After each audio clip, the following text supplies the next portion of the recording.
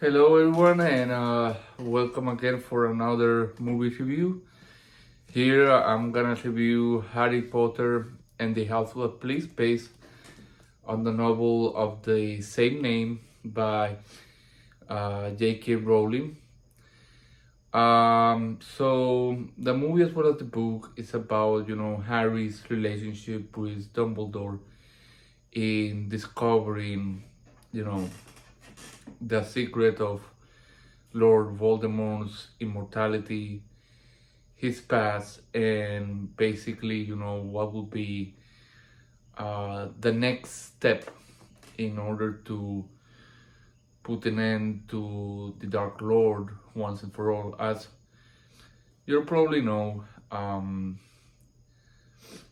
Voldemort has been able to create so-called Horcruxes, which is basically a part of your soul hidden in an object or in an animal.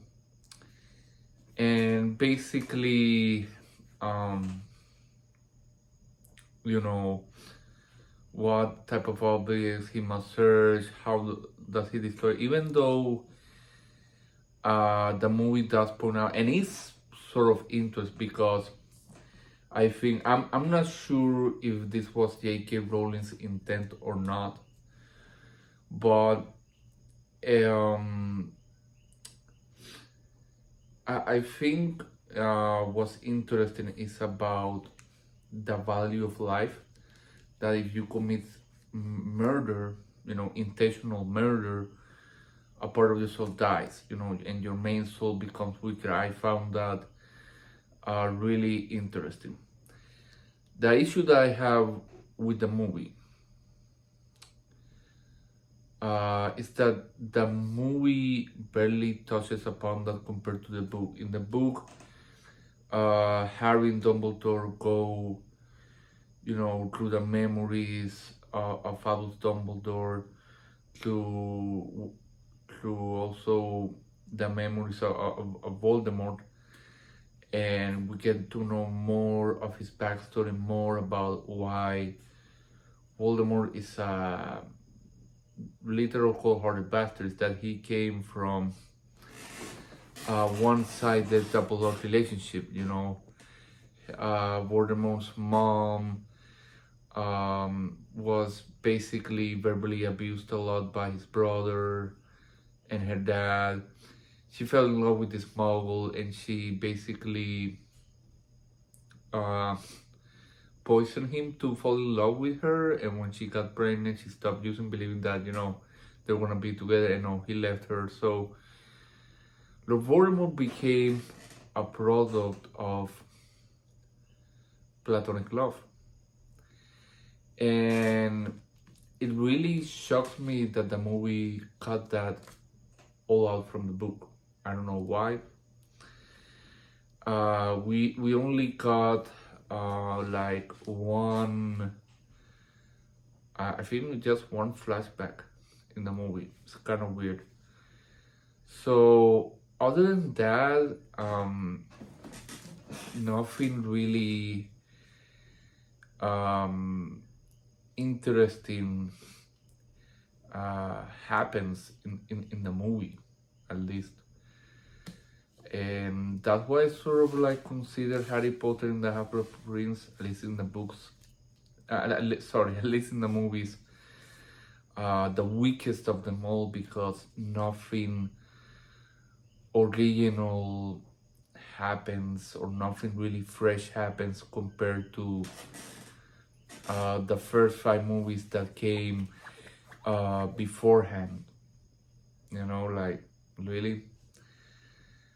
Something else that I didn't like is that they cut off most of the relationship between Harry and Ginny. As in the book, it is well developed, that relationship between Harry and Ginny. Since in the second book as well as in the movie, Ginny has a crush on Harry, but nothing happens until the sixth book.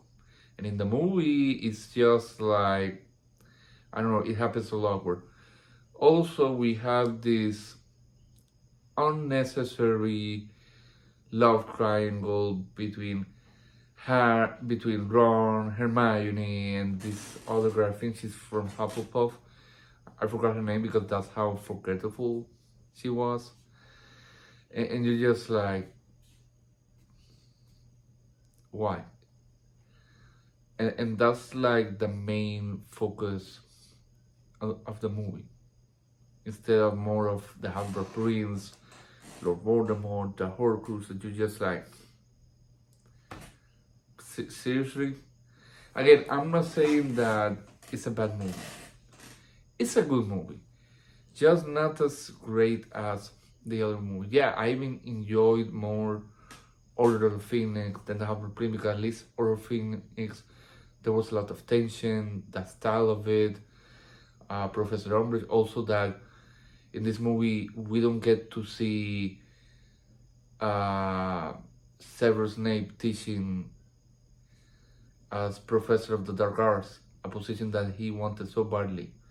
It's in the books, but not in the movie. Why? I seriously don't get that. Sure, Alan Rickman, he gives one hell of a performance as Severus Snape, and when he reveals himself as, the Half-Blood Prince, that was pretty epic. Yeah, the Destiny of Albus Dumbledore. Yeah, I cried when it happened. All Harry Potter fans did.